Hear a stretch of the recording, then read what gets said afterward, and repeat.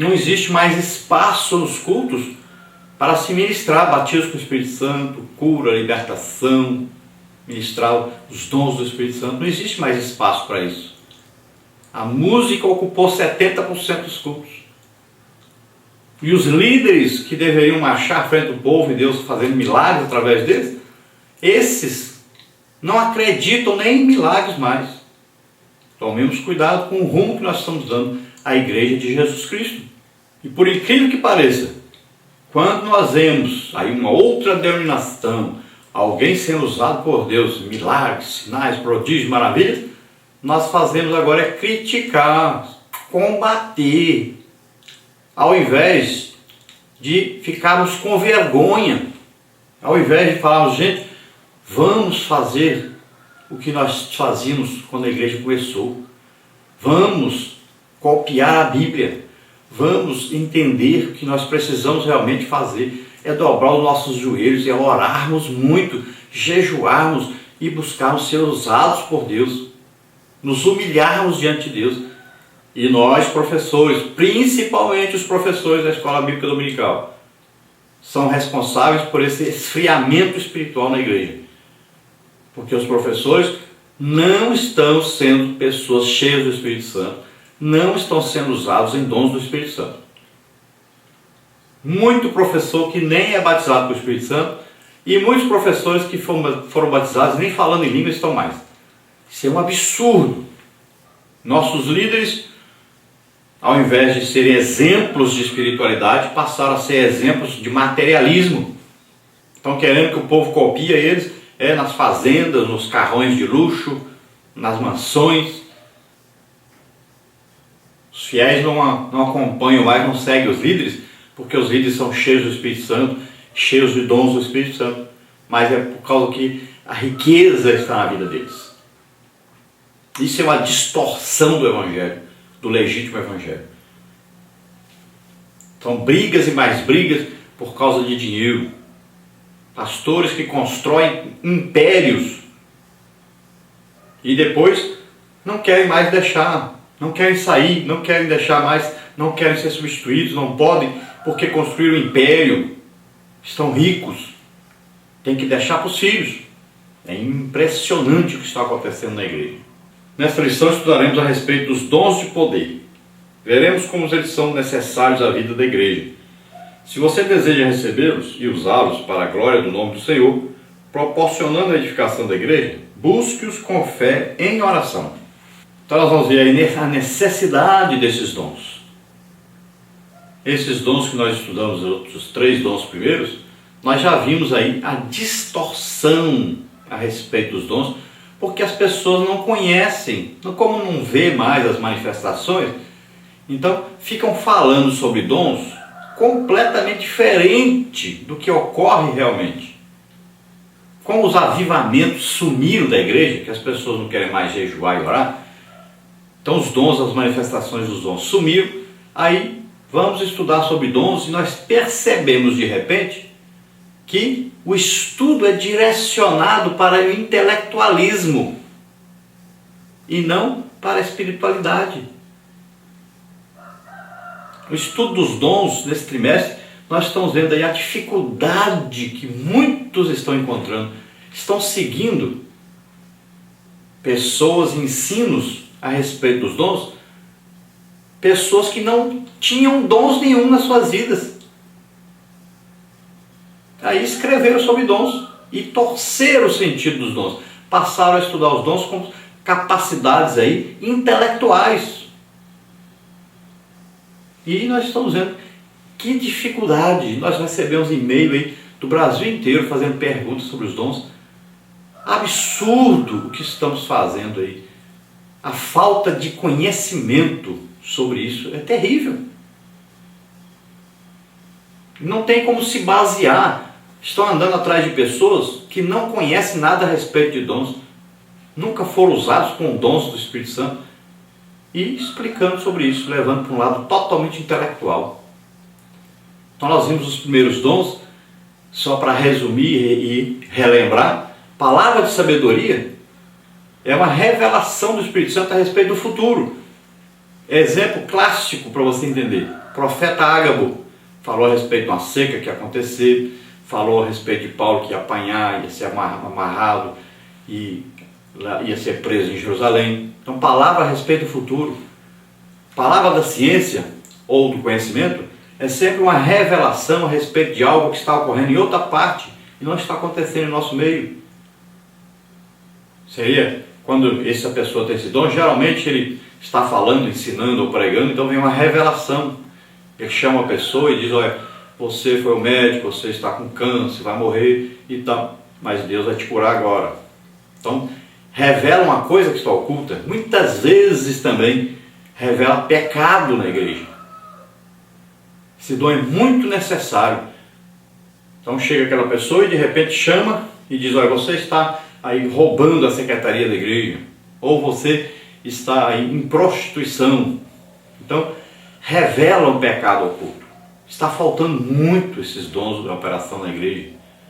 E tem o discernimento de espíritos, que enxerga geralmente a mensagem de onde vem, se é do diabo, se é da pessoa, se é de Deus, e dá o poder de expulsar os demônios. Há quanto tempo você não vê um demônio expulso aí na sua igreja? Era normal isso na Assembleia de Deus. Era muito normal. Deus parece que colocava e pessoas vai e levava até a igreja da Assembleia de Deus para serem libertos. Hoje, dificilmente se vê falar que houve uma expulsão de demônios. Se houver um endemoniado na igreja hoje, as pessoas tiram o endemoniado e jogam na rua. Ou amarram e levam para o manicômio. Por quê? Porque acham um absurdo expulsar um demônio na igreja hoje. Então veja só que esses 3 dons que estudamos aí, e muitos ainda nem entenderam, ou levaram para o lado lá do intelectualismo. Acham que palavra de sabedoria é saber pregar bem, ou palavra de conhecimento. Tem nada a ver.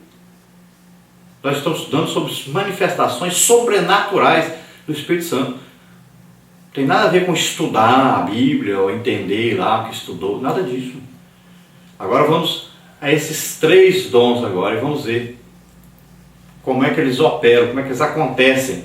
Basta você participar de um grande avivamento e você vai ver os dons mais claramente sendo operados, e cada um desses dons você vai poder entender. Agora é preciso participar de um avivamento. É preciso que a igreja busque ao Senhor, que a igreja jejue, que a igreja ore muito, que a igreja busque realmente a presença de Deus no seu meio, busque as manifestações do Espírito Santo. Acredite que é para cada um de nós. Vamos aí na parte 1 então, o dom da fé. Tem o tópico 1, o que significa fé, tópico 2, a fé como dom, tópico 3, exemplo bíblico do dom da fé. Então, tópico 1, o que significa fé? Segundo a revista aqui então, na Epístola aos Hebreus, lemos que a fé é o firme fundamento das coisas que se esperam e a prova das coisas que se não veem. Hebreus 11:1. Essa é a definição bíblica sobre a fé, pois mostra total confiança e dependência em Deus. Aprendemos com o texto do capítulo 11 de Hebreus, conhecido como a galeria dos heróis da fé, que Deus é poderoso para fazer todas as coisas, sendo a nossa fé em Deus fundamental para as operações divinas entre os homens. Então aqui nós temos uma definição de fé. Agora, o dom da fé não é isso aí, tá? O dom da fé não é eu que tenho fé em Deus. Não é eu que acredito que Deus vai fazer alguma coisa e vou lá fazer. Não.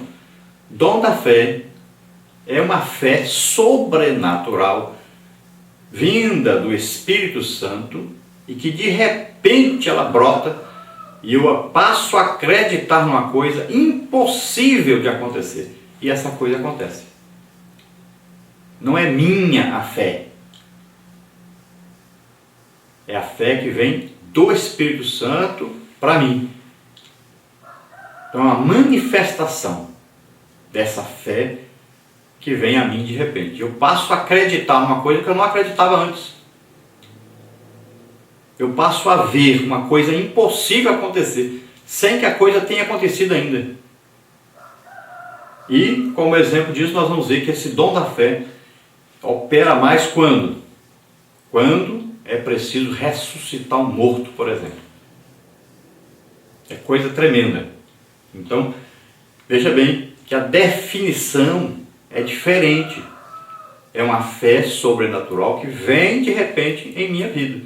Não é eu que tive a fé para fazer aquilo. No tópico 2, a fé como dom. Então é distinta daquela que recebemos por ocasião da nossa conversão, a fé salvífica, que está em Romanos 10:17 e Efésios 2:8.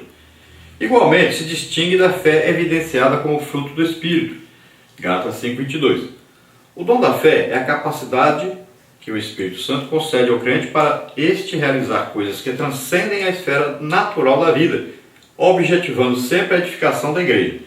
De acordo com o teólogo Stanley Orton, esse dom é uma fé milagrosa para uma situação ou oportunidade especial. Então veja bem, é preciso fé para ser salvo? É preciso. A Bíblia diz, pela graça sois salvos por meio da fé. Essa fé, a Bíblia explica, é dom de Deus. Veja bem, não quer dizer que esse é o dom do Espírito Santo, esse dom da fé. Diz que é um dom de Deus, ou seja, Deus é que dá a nós, de repente, essa fé para sermos salvos. Por quê? O que o ser humano faz? Ele apenas deseja. O resto quem faz é Deus, para a pessoa ser salva. Então quem leva a pregação até a pessoa é Deus. Quem revela aí o pecado, a justiça, o juízo é o Espírito Santo. Então veja bem, o papel do ser humano é apenas ele deseja. Eu quero ser salvo. Pronto, o resto Deus faz tudinho. Por isso que é dom de Deus, é Deus que dá tudo pela sua graça, pela sua misericórdia. Não é nós que temos que fazer alguma coisa. Veja bem que diz, olha, não é por causa das nossas obras, não é pelo que eu fiz que eu sou salvo, mas é porque Deus é que fez tudo para mim ser salvo, providenciou tudo. Eu só preciso, de repente, querer isso, o resto Deus faz. Então, veja bem, não é esse tipo de fé que é o dom da fé. Eu preciso de fé para comer. Por quê? Eu posso pensar que a comida está envenenada e não comer. Eu preciso de fé para andar na rua. Senão eu penso que o carro vai me atropelar, ou alguém vai atirar em outro e a bala perdida vai me pegar em mim. Então eu preciso de fé para andar na rua. Preciso de fé para sentar numa cadeira dessas de plástico. Senão, pensar que ela vai quebrar, não vou sentar. Então existe fé para quase tudo que nós vamos fazer, é preciso fé. Agora não é esse tipo de fé que é fé, dom da fé. Então dom da fé é uma fé sobrenatural, vinda do Espírito Santo, para de repente solucionar um problema que é considerado natural, vai agir na natureza. E nós vamos ver que geralmente esse tipo de fé faz com que mude então uma coisa que ia acontecer normalmente ou que estava acontecendo normalmente. É uma ação sobrenatural de poder de Deus que age. Então nós vamos ver aí no tópico 3, exemplo bíblico do dom da fé. Aqui o comentarista da revista dá o exemplo aqui de Moisés. Quando guiou o povo de Israel na saída do Egito e se aproximou do Mar Vermelho, já na iminência de ser destruído por Faraó, Moisés disse, não temais, estai quietos e vede o livramento do Senhor que hoje vos fará, porque aos egípcios que hoje vistes, nunca mais vereis para sempre. O Senhor pelejará por vós e vos calareis. Êxodo 14, 13 e 14. Moisés viu pela fé o livramento do Senhor antes de o fato acontecer.